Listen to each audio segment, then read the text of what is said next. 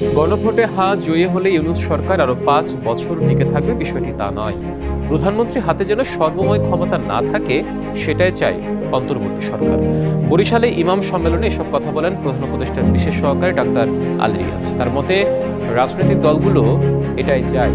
দুপুরের নগরীর বেলস পার্কে ত্রয়োদশ জাতীয় সংসদ নির্বাচন উপলক্ষে গণভোটের প্রচার ও ভোটার উদ্বুদ্ধকরণের উদ্দেশ্যে আয়োজিত সম্মেলনে তিনি এসব কথা বলেন।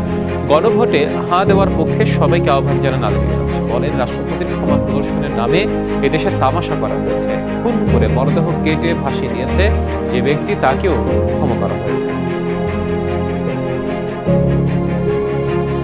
জাতীয় সংসদের নির্বাচনে তো মার্কা থাকবে, গণভোটের মার্কা কি?